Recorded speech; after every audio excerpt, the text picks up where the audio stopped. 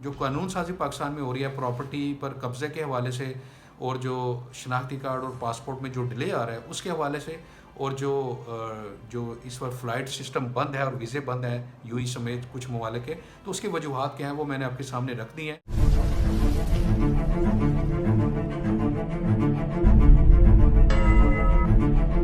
अस्सलाम वालेकुम, मैं हूं शहबाज बदर। आज की इस वीडियो में हम ओवरसीज़ पाकिस्तानियों को जो मसाइल दरपेश हैं इनके बारे में बात करेंगे, मगर इससे पहले आप सब लोगों से गुजारिश है कि इस चैनल को सब्सक्राइब ज़रूर करें और बेल आइकॉन के बटन को भी दबा दें, ताकि ओवरसीज़ पाकिस्तानियों के जो मसाइल हैं, जो उनको मुश्किलात दरपेश आती हैं, उनके हवाले से इस अकाउंट पर मुसलसल वीडियोस अपलोड होती रहेंगी, इनके लिए आवाज़ उठाई जाती रहेगी। तो इसलिए आप इस चैनल को सब्सक्राइब ज़रूर कर लें ताकि आपको बर वक्त मालूमात यहाँ से मिलती रहें। और इसके साथ साथ हम ये कोशिश भी करेंगे कि इस वक्त हुकूमत पाकिस्तान ओवरसीज़ पाकिस्तानियों के लिए क्या क्या कानून साजी करने जा रही है, या कर चुकी है, या कर रही है, और जो पाकिस्तानी सफारत खाने हैं मुख्तलिफ ममालिक में, उनके अंदर ओवरसीज़ पाकिस्तानियों के मसाइल हल करने के लिए वहाँ पर किस तरह के इकदाम किए जा रहे हैं। तो इस चैनल को सब्सक्राइब ज़रूर करें। अब आते हैं आज की इस वीडियो की तरफ कि मुझे इंस्टाग्राम पर बहुत से ओवरसीज़ पाकिस्तानियों ने मुझसे रब्ता किया और उनको जो बैरून ममालिक जो मसाइल दरपेश हैं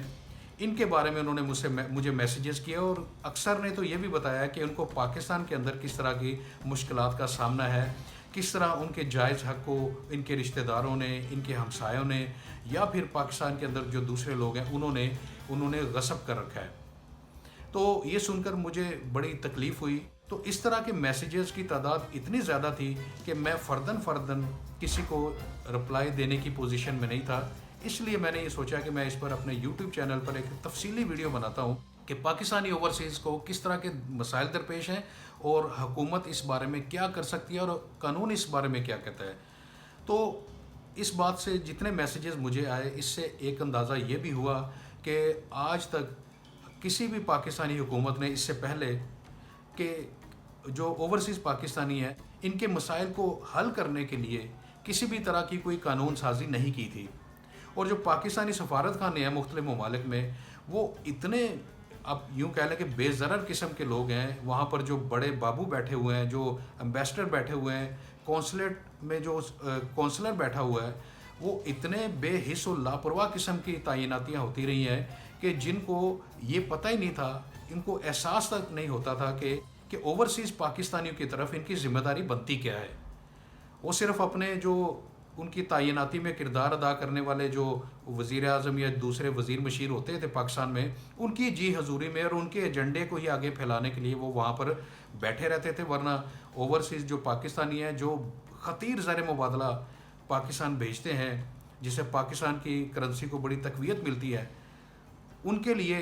उनकी इस चीज़ की कोई अहमियत नहीं थी, बल्कि वो पाकिस्तानियों को, ओवरसीज़ पाकिस्तानियों को भेड़ बकरियों की तरह ही डील करते रहे। मुझे इंस्टाग्राम पर जो ओवरसीज़ पाकिस्तानियों की जानब से बेशुमार मैसेजेस रिसीव हुए, इनको मैंने तरतीब से इनको 7-8 कैटेगरीज में मैंने डिवाइड किया है, ताकि आपको बात समझाने में आसानी हो सके और फ़र्दन फ़वर्दन जितने भी मसाइल थे लोगों के, हर किसी के मौजू को इसके ऊपर बात की जा सके। तो सबसे पहले मैं बात करता हूँ उन ममालिक की जहाँ पर पाकिस्तानियों के लिए ये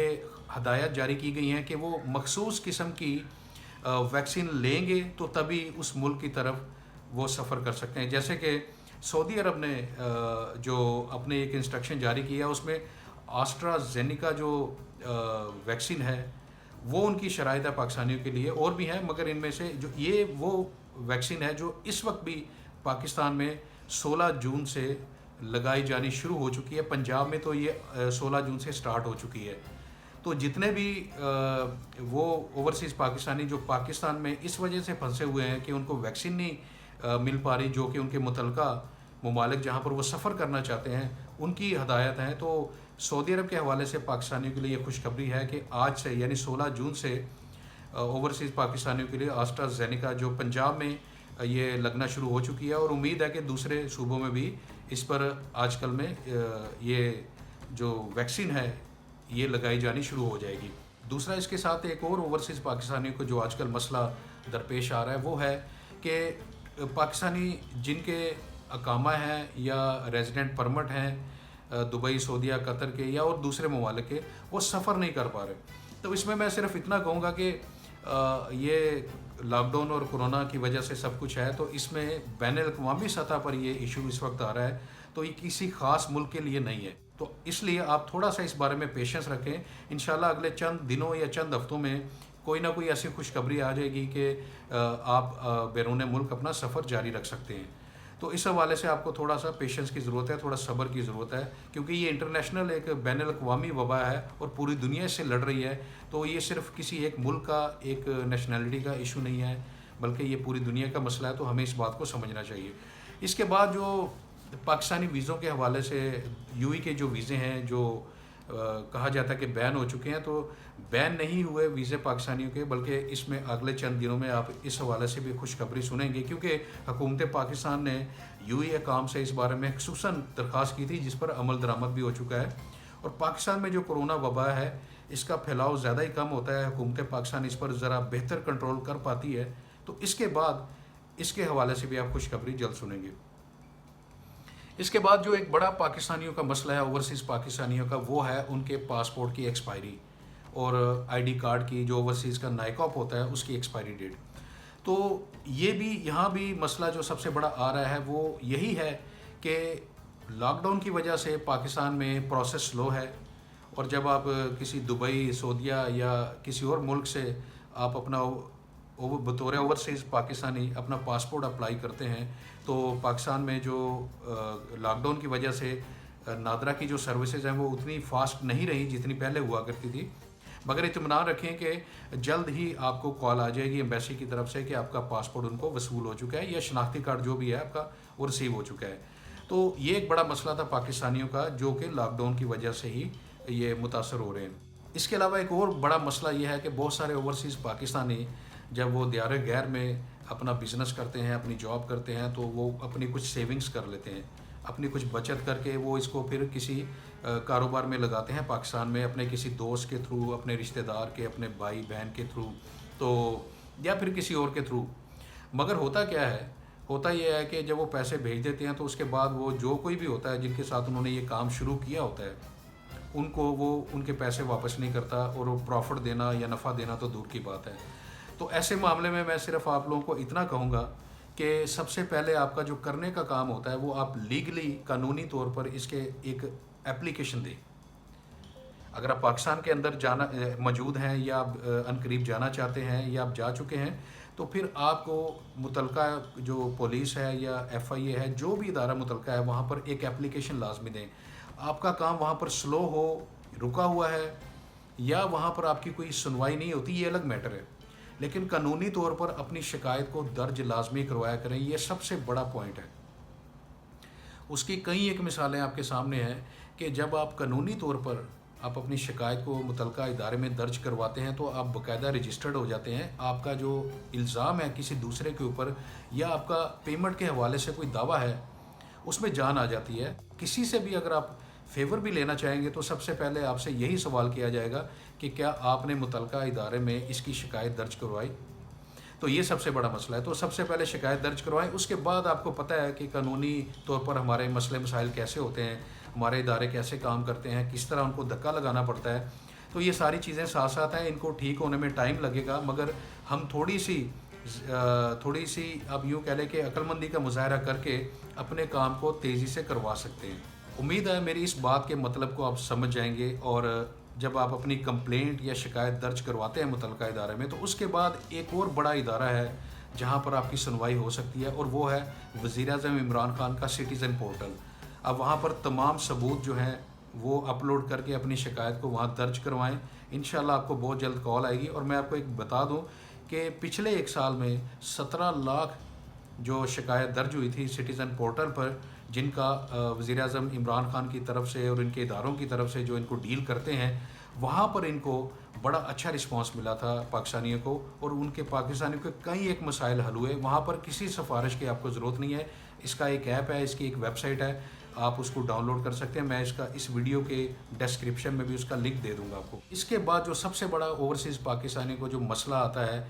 وہ یہ ہے کہ جب وہ اپنی جمع پونجی جو بیرون ملک وہ کماتے ہیں، اس کی جمع پونجی سے جب وہ پاکستان میں کوئی گھر بناتے ہیں، پلاٹ خریدتے ہیں، تو اس وقت پھر وہ ان کے اس پلاٹ پر یا گھر پر کوئی نہ کوئی قبضہ کر لیتے ہیں۔ یہ سب سے بڑا ایشو ہے۔ تو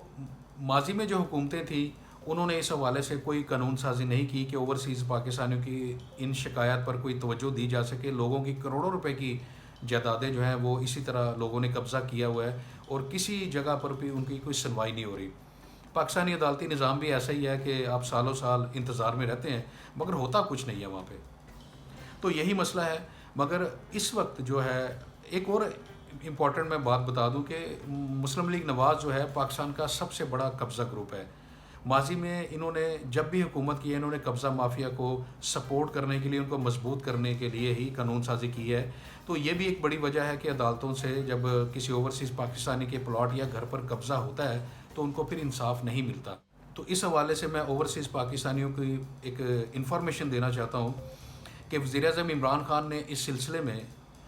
بہت بہتر قانون سازی اس وقت کر رہے ہیں، اور اس کی ایک مثال میں آپ کو دیتا ہوں کہ ابھی کچھ دن پہلے جب ایک خاتون نے عمران خان پر براہ راست، جب وہ عمران خان ٹی وی پر سوال لے رہے تھے،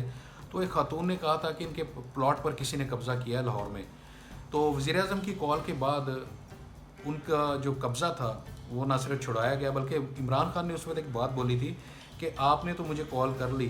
تو آپ کا مسئلہ حل ہو جائے گا، مگر بہت سارے پاکستانی ایسے ہیں جو مجھ تک نہیں پہنچ پاتے، تو ہم ایک قانون بنانا چاہ رہے ہیں جس میں کسی کو وزیر اعظم کی مداخلت کی ضرورت نہ پڑے، بلکہ جب وہ شکایت کریں متعلقہ ادارے میں تو ان کا مسئلہ حل ہونا چاہیے۔ ہم ایک ایسا قانون لا رہے ہیں۔ تو کہنے کا مطلب یہ ہے کہ موجودہ حکومت اوورسیز پاکستانیوں کے حوالے سے بھی، ان کی پراپرٹی کو تحفظ دینے کے حوالے سے بھی ایک ایسا قانون لے کے آ رہی ہے جس سے آئندہ کوئی ان کی پراپرٹی پر قبضہ نہیں کر پائے گا، اور اگر کسی نے کوشش کی بھی تو پھر ایسی عدالتیں ساتھ بنائی جا رہی ہیں کہ جہاں پر اوورسیز پاکستانی کے جو مسئلے ہوں گے ان کو فوری طور پر سنا جائے گا اور ان کا حل بھی فوری طور پہ کیا جائے گا، اور اوورسیز پاکستانی کی جو اس سلسلے میں شکایت ہوگی اس کا بھی فوری طور پر ازالہ کیا جائے گا۔ تو یہ ایک بہت بڑی خوشخبری ہے ان لوگوں کے لیے جن کے مسائل سالہ سال سے پاکستان میں اٹکے پڑے ہیں مگر کوئی سننے والا نہیں ہے۔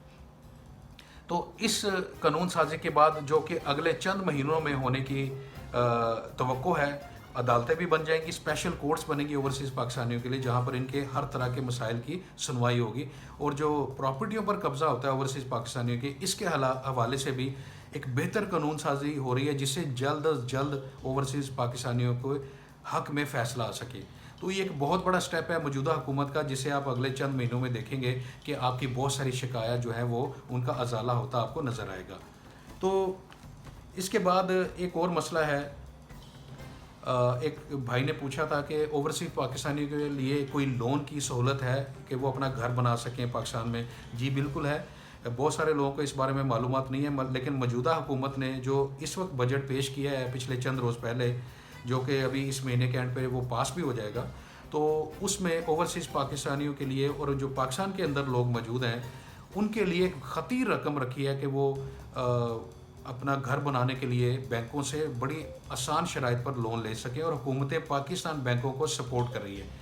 تو اگلے ایک آدھ مہینے میں آپ دیکھیں گے کہ جو بھی پاکستانی اوورسیز پاکستانی جو گھر بنانا چاہتے ہیں پاکستان کے اندر اور حکومت سے قرضہ لینا چاہتے ہیں،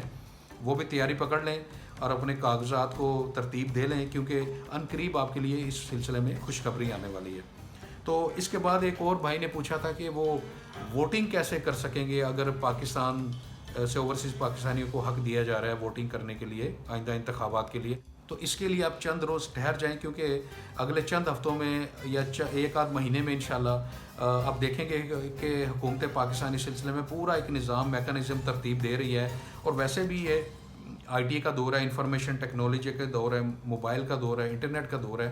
تو جو بھی نظام لایا جائے گا ووٹنگ کرنے کے لیے اوورسیز پاکستانیوں کی، اور نہایت آسان ہوگا، وقت کا ضیاع بالکل نہیں ہوگا۔ ہو سکتا ہے آپ کی موبائل کے اوپر وہ رجسٹریشن سسٹم ایسا پرووائڈ کر دیا جائے جس سے آپ اپنے موبائل کے تھرو یا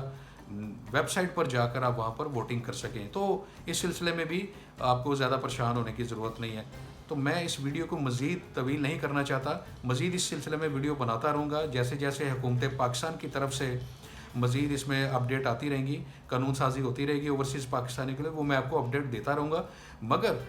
آج کی اس ویڈیو کو یہیں ختم کرتے ہیں۔ امید ہے بہت سارے لوگوں کے جو مسائل ہیں ان کا آپ کو جواب مل چکا ہوگا. کم از کم جو قانون سازی پاکستان میں ہو رہی ہے پراپرٹی پر قبضے کے حوالے سے، اور جو شناختی کارڈ اور پاسپورٹ میں جو ڈیلے آ رہا ہے اس کے حوالے سے، اور جو اس وقت فلائٹ سسٹم بند ہے اور ویزے بند ہیں یو ای سمیت کچھ ممالک کے، تو اس کی وجوہات کیا ہیں وہ میں نے آپ کے سامنے رکھ دی ہیں.